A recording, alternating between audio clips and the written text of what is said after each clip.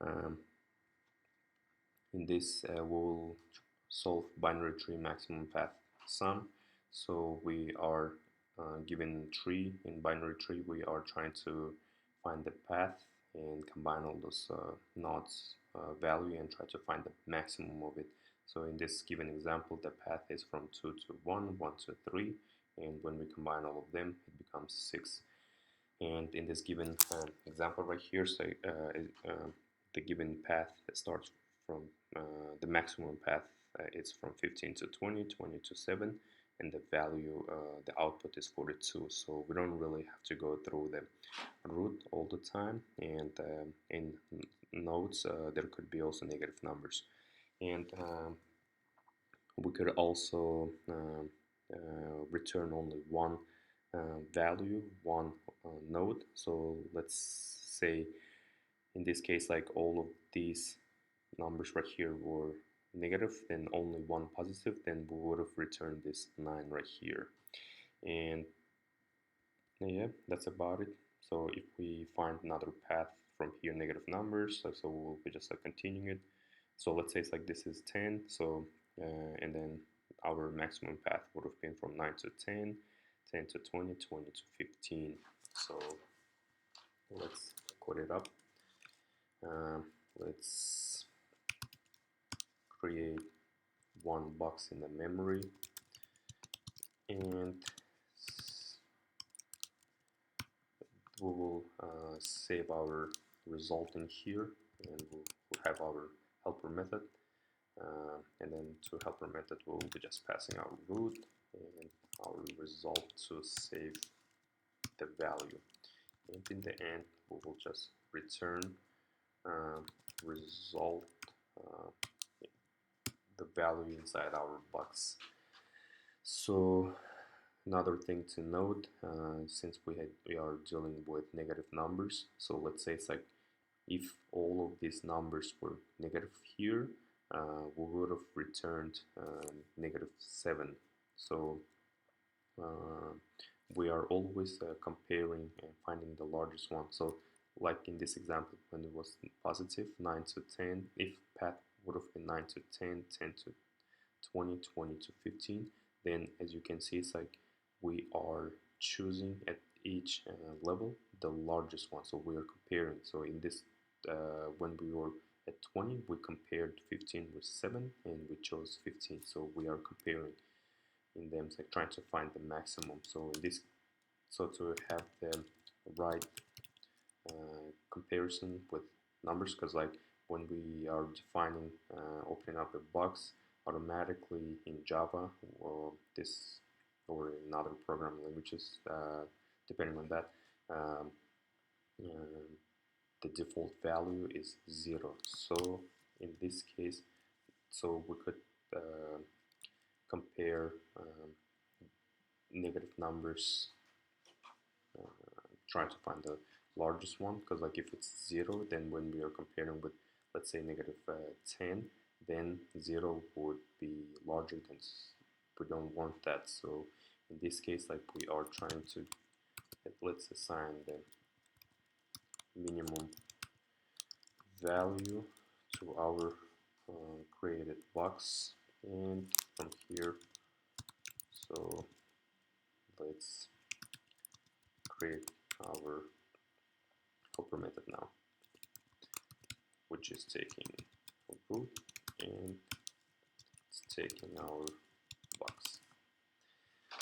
So this is going to be a DFS style traversal, and then I will be using recursion.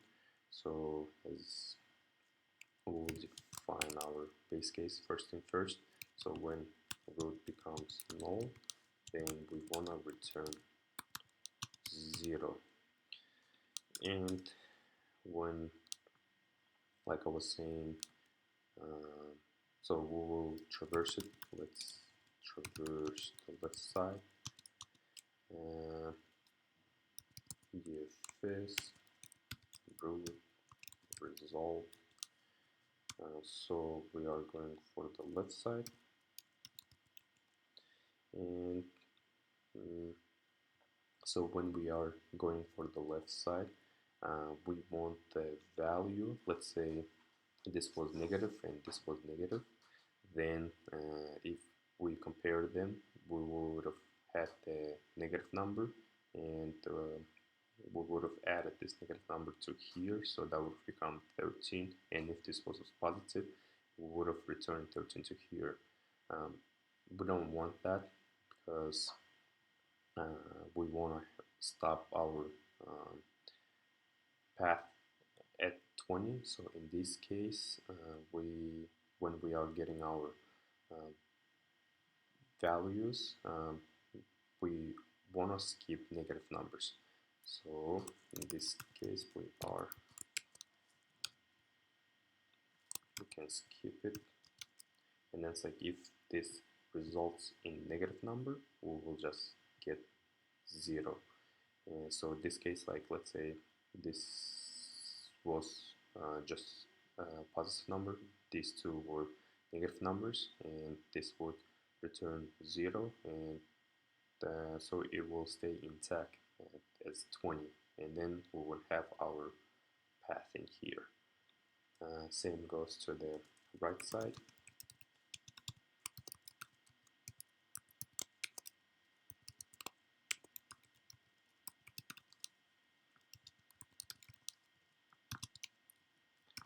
And when we are coming to end here, we can just save our value, and since we are trying to get the max path, we will compare our current result with previous one, and when we are doing our combining all those numbers, we are adding the left side, right side, and the roots values itself. So let's add 10 value. Yeah. So now we would return. So this case, like I was saying, if this was positive number, then the maximum path would have been this way. So in each node level, we are choosing the largest left side or right side. It could be also a large number, I mean, not only in every node level, we are choosing the left or right side, and it could be a tree as well, where we are choosing the right side or the big chunk of the left side, which is the larger one. So we are be returning left or right uh, along with our value. So in this case, when we are removing, let's say this is positive number, and then when we are removing 20 from our stack, then we have chosen left side being the larger one. We will be adding it to 20, and we will be removing from our stack and bringing it to, and sending it to, returning it to 10 as 20 plus 15, 35. So that's why we are returning it this way. And yeah, let's run it. Let's submit it.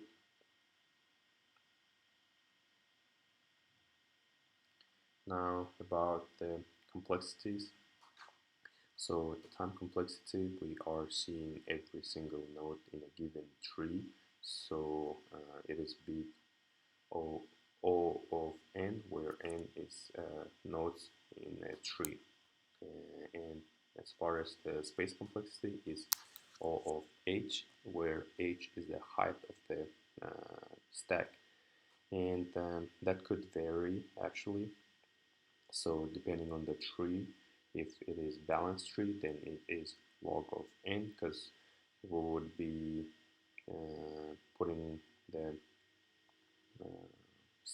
we will be putting the left side or right, depending on the where we started, left or right side to the stack. Then we will be removing it and then going to the other side of it. And if it is not balanced, then we would need to put all those nodes in our call stack. So that would become as O of n.